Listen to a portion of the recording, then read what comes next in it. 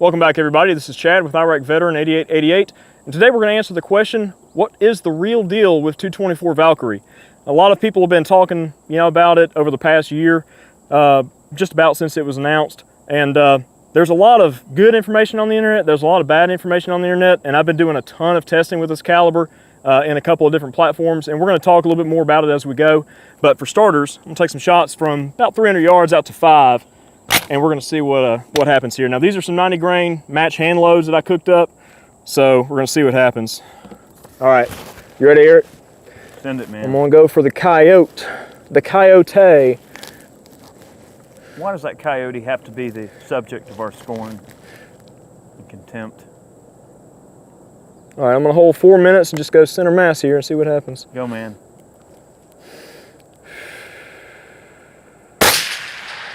Right over. Oh, right over the top. Yep. I'm going to hold 2 minutes. All right, we're packing it up. Good. You're in there. Good. Yep. All right. Oh, yeah. I'm going to push out to 5. Go ahead. So I'm showing 9.9 minutes. Let's see if that's right. Not bad. I'm just going to hold here. Well, at least the bullets are stabilizing. Oh, yeah. All right, so I'm going to hold 10 minutes and see what happens with this one shot here. You're in there right in the neck. Yep. Do that again. Right over the top of his head. Okay. All right, I'm going to hold down. I'll hold down right around 8 minutes. You're on it. Okay, 8 minutes.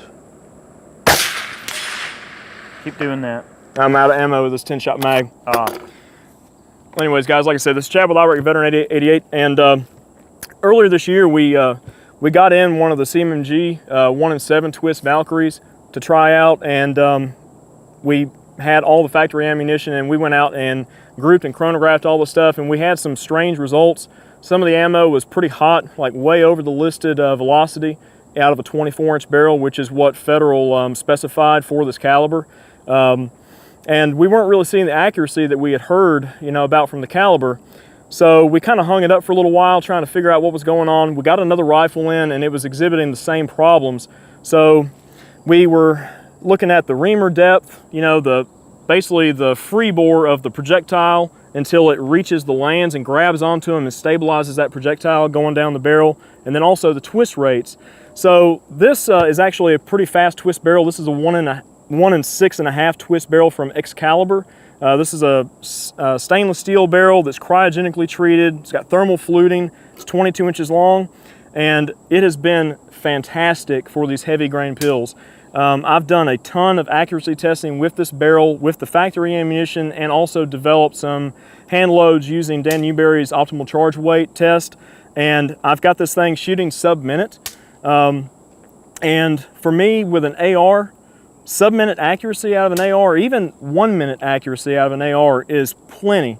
You've got a lot of variables to contend with in a semi-auto platform. The first round being loaded into the chamber, off of the magazine. The last round as the bolt holds open.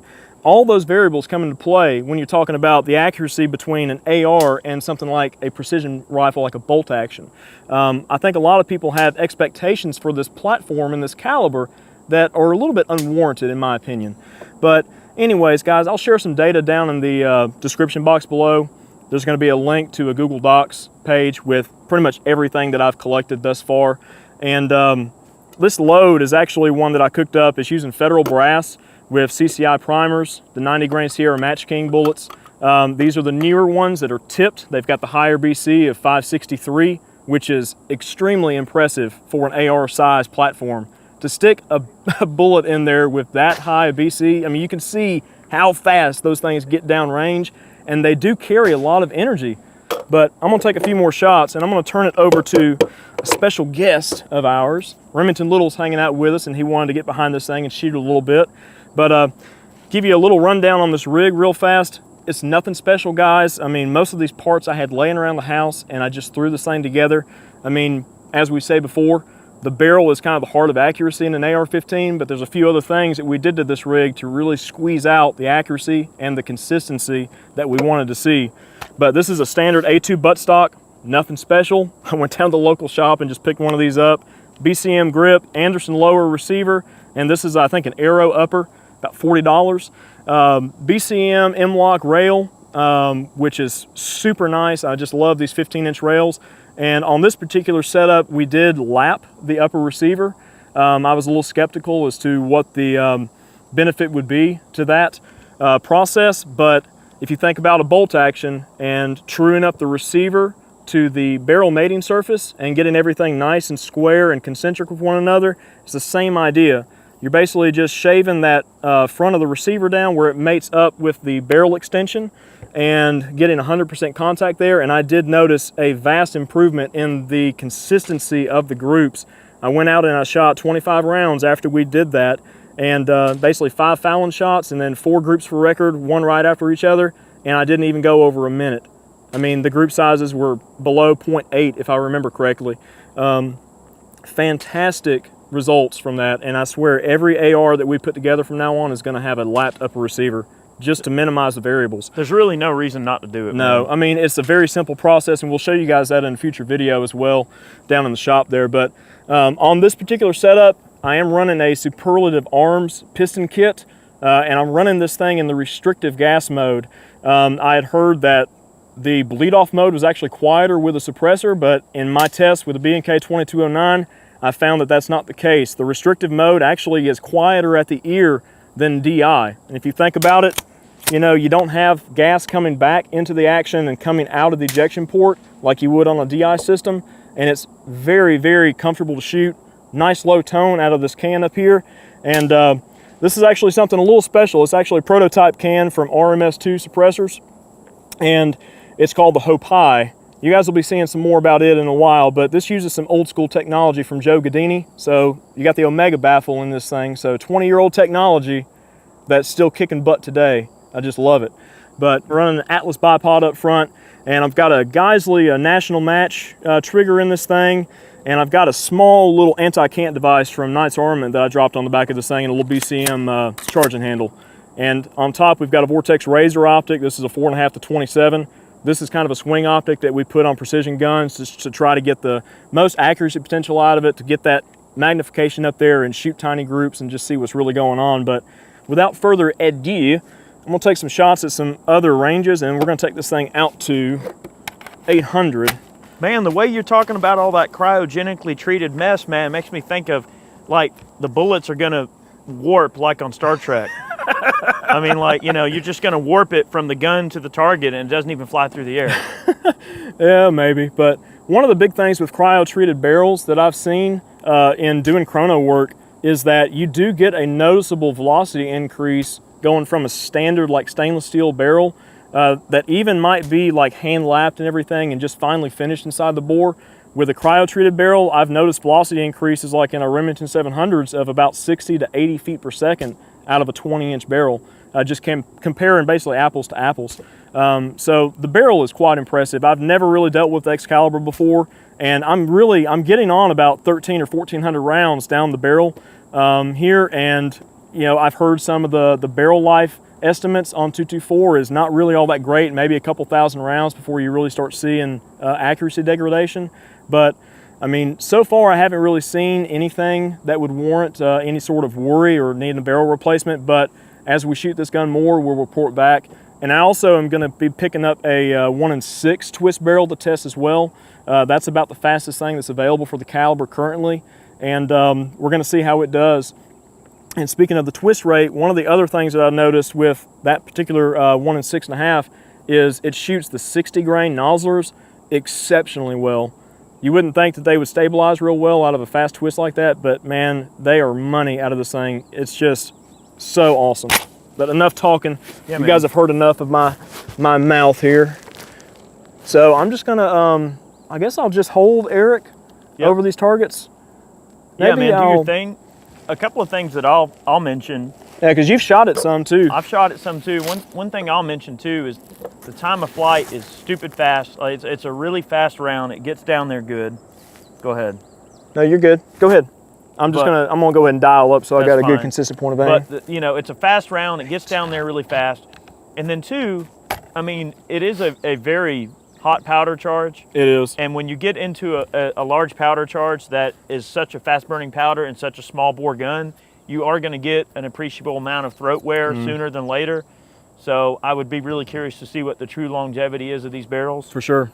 But maybe we'll get the expected, man. Maybe we'll get the bore scope. It doesn't matter what you wind up barreling something to. I mean, certain cartridges are just throat burners. Yep. And this is one of them. It certainly is, man. It's a high performance cartridge, so it's going to really, you know, be a throat burner. All right. So I'm going to hold dead on out at 5. Yeah, go ahead. And I'm going to just aim for the kind of the neck area and see where I'm at. I dialed up 8 minutes. Yep. So your wind's looking good, so just go ahead and drop one in. Shoulder area.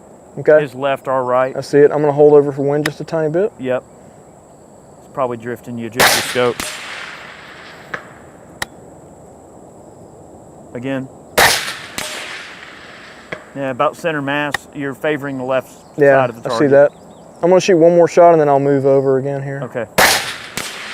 Good. About a 3-inch group. Yep. That opened up about 4 inches, but not bad. Yeah, I'm just going to keep the same point of aim and shoot one more.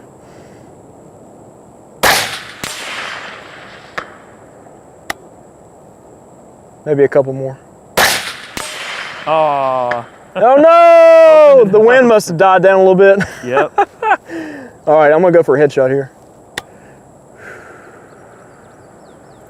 Let's see. Okay. Right over the top. Ah! Right over the top. Ah! Reverse mohawk. Right there in the neck, kind of. Yep, right in the same area. Yep. Yep. I'm impressed at how hard that round hits at 500 too. Well, let's see, per geoballistics here at 5, I've still got 805 foot-pounds at that range, about 2,000 feet per second still. That's getting down. All right, let me dial down to 450. I want to shoot that one there at 450. Yeah, that one at 450 will ring a little bit better. The one at 500, guys, is a stick-in. All of these gongs are shootsteel.com targets. So it's got more of a clack being a stick in, but this one should ring a little louder at 450. Whenever you're ready. Kind of dial down so I can find it. It's fine. All right, 450. All right, so I'm at 6 minutes. I may have to adjust my... Drop one in, see what happens. All right. This will ring louder.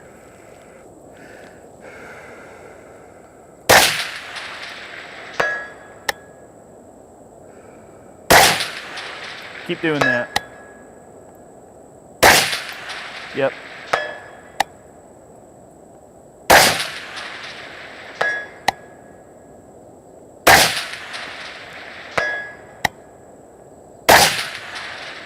About a 4-inch group. Not terrible. Okay. Very consistent and hard hitting. 350 here. For a sword action like that, I mean, that's good. You going 350? Yeah, just center of the target. Send it. Impact. Impact. Impact. Yep. I mean, headshots. 3-inch group.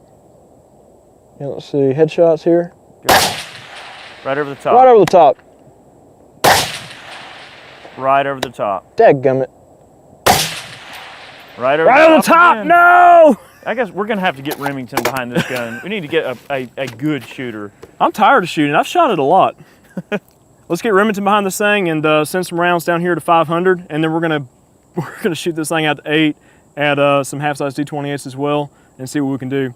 I mean, holding on steel is a little bit different than, you know, holding on paper, but practical accuracy, man, is there. I mean, I hope you guys can see that. So sure is. Let's move on. All right, so Remington's gonna take a few shots with the 224 here, and I did have to make a slight correction to our dope.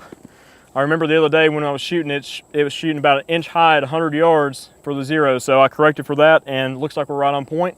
So what are you gonna shoot first, man? I'll shoot the Coyote. The Coyote? Yeah. So bring it up 2.4 minutes. And we're gonna see if that sails it right in there. Hopefully this is about right. It's a hot one. Let's see, I'll do... Mr. Little. It is hot out here, guys. Toasty. I'm back here in the shade spotting. Feeling pretty good right about now. I ain't. All right, Alrighty. so Coyote. Coyote. Send it when ready. Safety off. There we go. Got a little bit of wind left, right. Yep.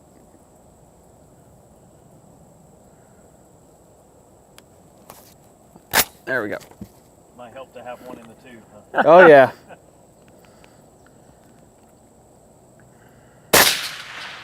Oh, that's God, that thing gets down there so fast. perfect.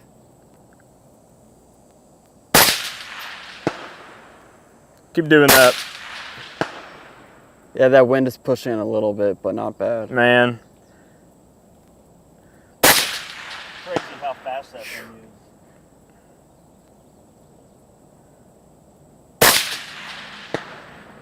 Dude, I could do that all day. Awesome.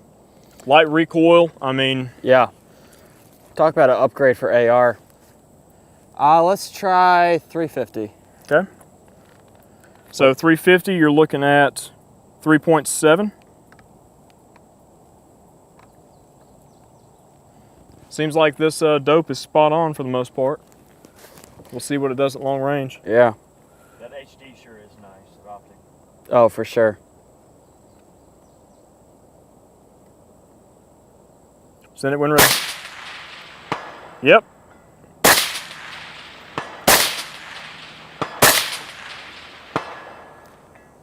Yep. That'll do. All right, let's see. Headshot that guy. You're favoring a little bit on the right, so hold a little bit left for wind. Yep. 2 minutes. Right there at the chin. Yep.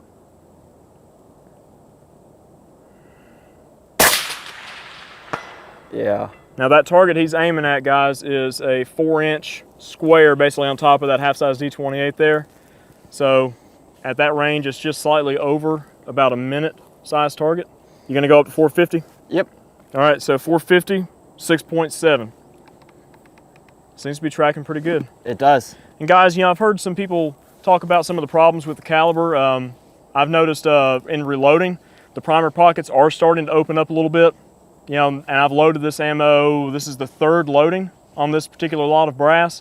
And I'm probably gonna have to sort through and figure out which brass is gonna be unusable after this point. But it looks like you might be able to get maybe 3 loadings out of it max. And there are some issues too with bullets separating out of the barrel. And that's one thing that Federal is looking at. They actually kind of did a soft recall on most of the match ammo that's out there. Basically, they're going back to the drawing board with it. But as long as you're hand loading it and you can seat that bullet out a little bit further to the max magazine length, which these are seated to 2.280, and get that jump down to about 40 thou. I mean, I haven't had a single round come apart out of the barrel. I've had 3 factory rounds out of about 1,000 rounds down the pipe that had that issue. It's not So too bad. if that's any consolation, you guys, I mean, this thing is still pretty new. It's still kind of in its infancy and people are still figuring it out. So Are you running AR mags or 6.8? these are actually 6.8 spec mags, Okay. or specific magazines. Those that you have right there, the 25 rounders, are made by D&H. Okay. So, Nice. Still get some high capacity out of it. well, that's one thing too. I haven't had a single feeding issue or extraction issue or anything out of these magazines. That's true. So it's been killer. So 450. Yep. All right, you dialed up. That was 6.7. 6.7, correct. Set it when ready.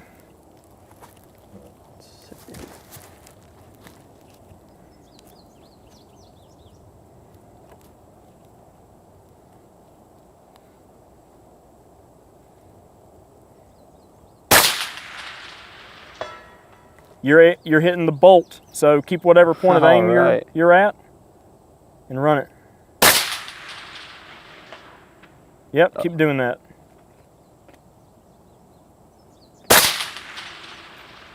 All right, you're favoring over on the right shoulder, Yep. so hold for wind on the left shoulder. Yes, sir. Yep. Keep mine. that same hold. You just stack those 2 rounds right next to each other. right there at the bolt.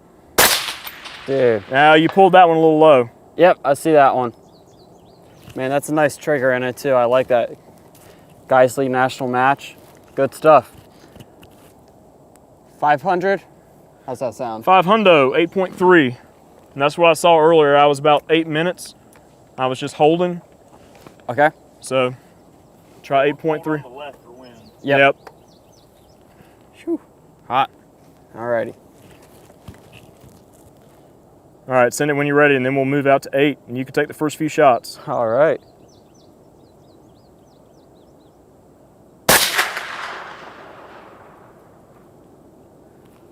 Didn't see that one. Nope. I'll hold. That one sounded weird. Agreed.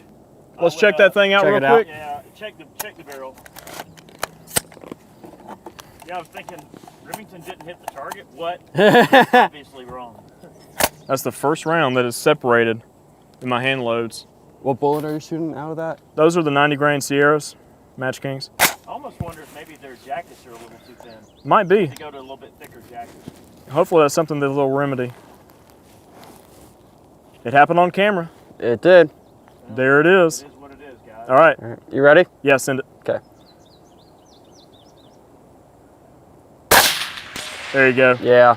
Keep that same hold, man. Send them in. Yes, sir. Yes, sir.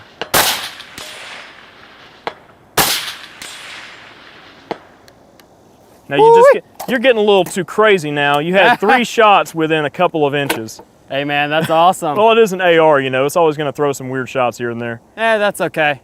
Good Let's, barrel goes a long way. Yep. Let's push this thing out to 8 and see what it'll do at longer range. I'm excited. Let's do it. Alrighty, folks. We're gonna take a few shots with a 224 out to 800 yards.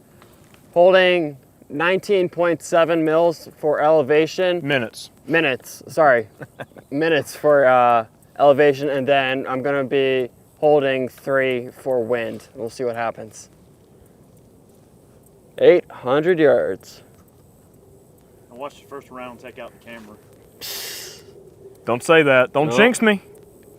All right, send it when you're ready.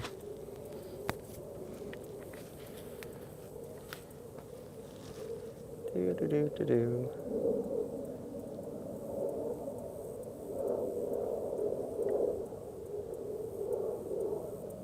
Take your time. Hey, are the big hash marks 1 minute? Or... The individual hash marks? Yep. 1 minute, I believe, yeah. Okay.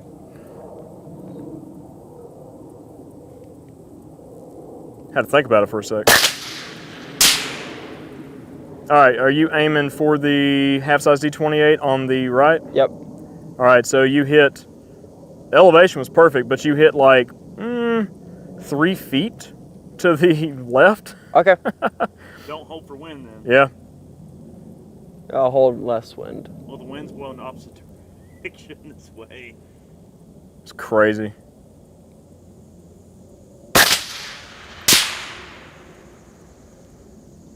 I couldn't see it. That's so much mirage down there. It's crazy. Oh, yeah.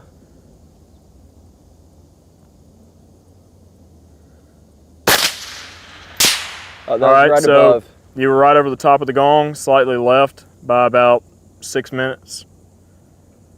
Or I should say 6 MOA. So at that range, let's see, 6 inches, blah, blah, blah. I can't do the math in my head so fast. It's too much. Yeah, I'll just Not send smart it. enough. 6 inches, literally.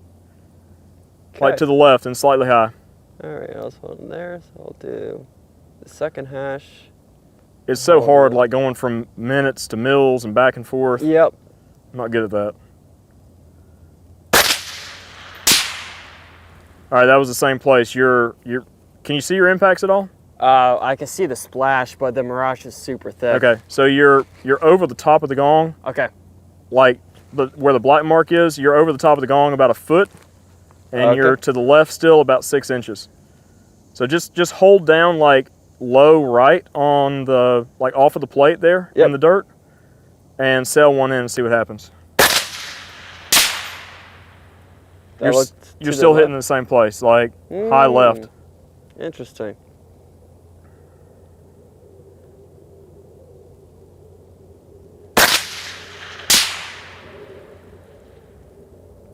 That looked more centered. Bring your hold down just a touch more. Okay.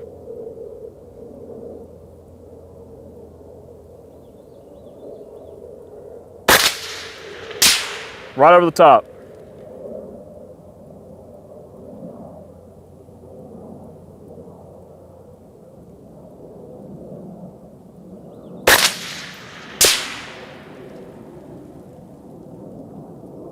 I have no idea. Tough. They're getting down there, but I don't know where they are. Just go ahead and look. Go over to the big gong. Might be able to see the splashes a little bit better. Okay. I had high I'm holding hopes. like way off target now within the scope. Really weird. Yeah.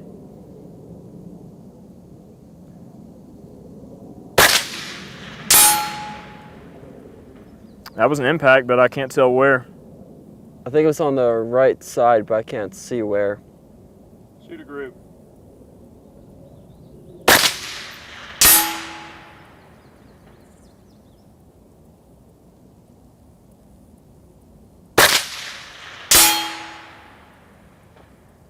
Looks like it's hitting near the bottom of the plate, but just keep that same point of aim.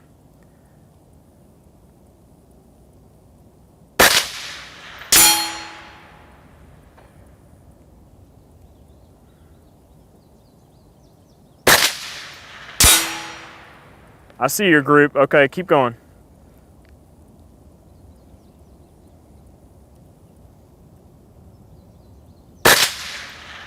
Yep. It's so hard to see that small target because it's right there kind of in the shade. Sounds like you still got some good energy. It does. Oh yeah. At 8. Am I like right next to that bottom dot? You're to the left. Your group is forming to the left side of that bottom dot. Okay.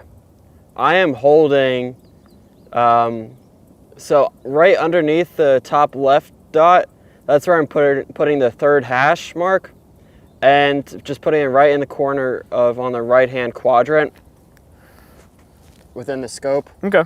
Right in there. 10-4. So let's see. If I transfer that hold, maybe.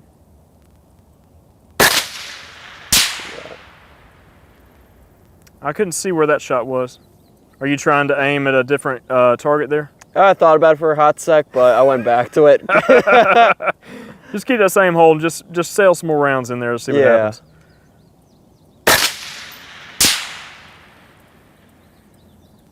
No idea.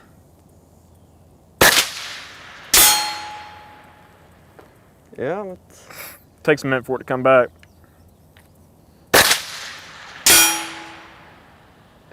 The flight time is only 1.14 seconds. It shows on the ballistics app here. That's pretty darn quick.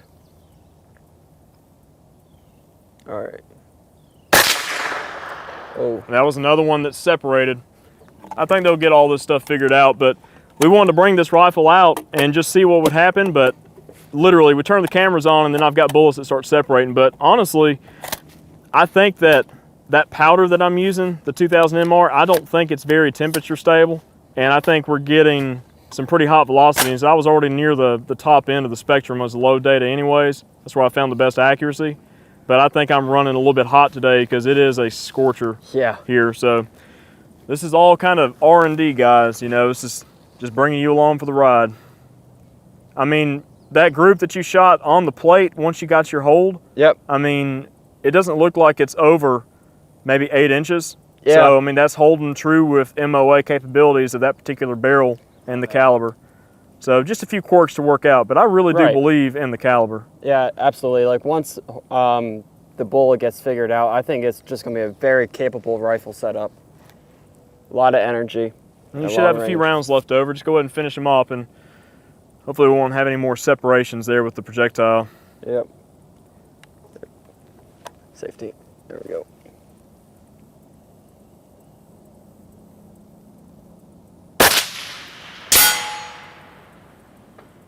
Dang. One thing of note, that little round does not move those plates very much at long range. That's one, definitely one disadvantage to the round itself. It does get out there fast, but spotting shots is a little bit difficult. Agreed.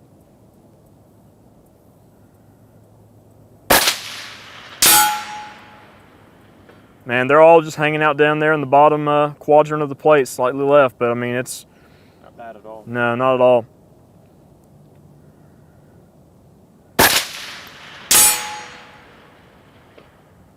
It's getting down there. One thing of note Yeah. is, you ever heard of the LWRC 6.8 lowers? Yeah. So they make this special 6.8 upper and lower kit. It's quite expensive, but a lot of guys were saying that you could take that and run the 224 in it with the special P-mags, and I think you get like 50 thou or so, maybe a little bit more on the overall length. So the mags are longer and everything to fit it. Super useful. So to get that projectile out a little bit longer to magazine length and still be within, say you can get it within like 5 or 10 thou of the lands in these current barrels, I think that would be solid. But man, those receivers are pricey. It's the only bad thing about it. But I think you pay for what you get. It's good stuff. You do. Alrighty. And finish that mag off and... Another jacket. Yep. Yep. Guys, I think we're going to cool it for the day. I mean, I'm a little bit concerned about these hand loads being a little bit too hot at this point. All right, guys, so we're seeing some of the problems that are apparent with the caliber in real time. So it's crazy, like the entire time I've been shooting this thing, the only time I've had some of the issues was out of the factory ammo with the bullets separating, but I don't know if Sierra's going back to the drawing board on the projectiles. I've heard that some of the companies that are working on barrels are trying to shorten that reamer up a little bit, but then you run into the problem with the throat being, perfect for the 90s, but then you can't really fit the 77s and the 60s and the 75s in there because of the different ogive shapes. So it's a quandary either way. Like, have a barrel that's capable of shooting everything under the sun, and maybe just having to redesign the bullet with a little bit thicker jacket. That might be the issue. It's just that initial pressure getting that bullet started in the lands is causing some issue and separating the core from the jacket, and outside the barrel it's just sliding right out of there and coming apart. But a few things of note. The accuracy is definitely there. I mean, the faster twist barrels are performing exceptionally well in the accuracy department that I've seen. Like I said, I will test a 1 in 6 twist as well, but I might look at picking up one of the LWRC 6.8 receiver sets and then setting it back up in this rig to be able to run those 90s out a little bit further and get them closer to the lands. I probably will try a different powder. It doesn't seem like the 2000 MR is really working out too well because it is hot today, and I actually just put this magazine in the cooler for a few minutes to kind of cool the rounds off just a touch and see if maybe we can get a little bit better performance. I'm going to shoot 10 more rounds, and guys, I mean, this is kind of what it is. I mean, you see what the caliber is capable of. I do think there's still some work that needs to be done on all fronts, on the manufacturer side of things with the ammunition and with the available barrels and rifles that are out there. But I don't want to see it go away because I think it does have a lot of potential. But we'll keep you guys abreast of any sort of updates that we come up with, and we're just going to go from there. So let me take a few more shots. Remington's going to spot, and we're going to be getting out of this hot, hot heat. I know that. Ready when you are. All right, so I made a slight adjustment to my elevation, and I'm just going to send one at the half size on the right Remington and just see where we're at here. I should be able to just about spot for myself. All right, I'm going to send it.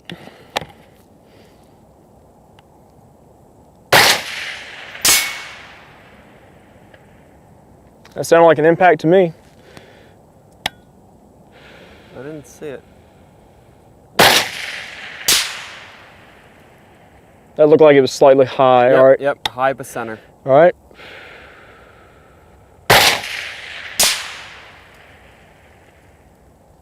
Did you see that one?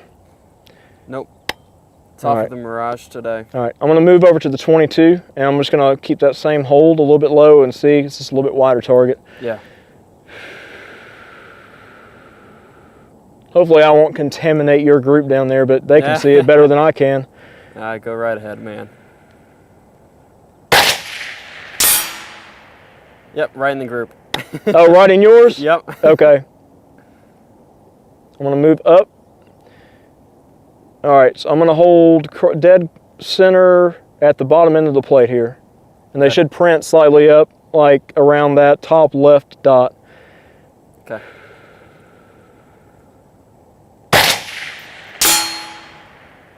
Smacked it right on the line. Okay.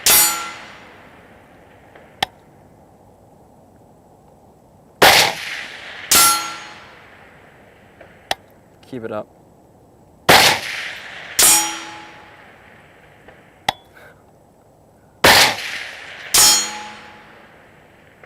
Holy smokes.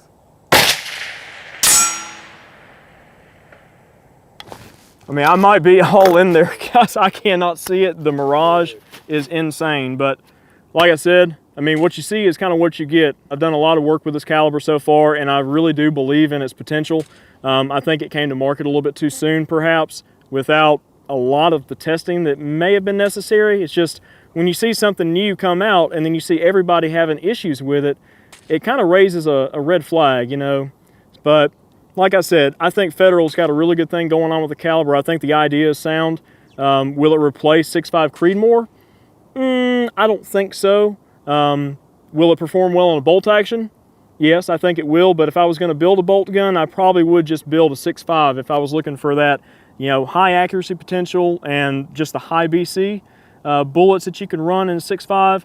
I mean, that caliber has proven itself 10 times over, but this one's still kind of like I said, it's in its infancy, but everything is performing very well today. The Hope High is doing its job, sounding great, and as you can see, I've got a dead air chemo on this thing, so I've got it in the QD configuration. It's still highly accurate, but you can drop it on a full auto and burn the thing to the ground, and we might be doing that in the future, so stay tuned for that. So where can they find you, Remington, if all the little hot chicks want to check you out on Instagram? Yeah, you can find me on Instagram at Little Remington. Post a lot of outdoor content, hunting, fishing, camping, all sorts of stuff like that. All from the shade, the convenient shade of the spotting area. Oh yeah. Ding.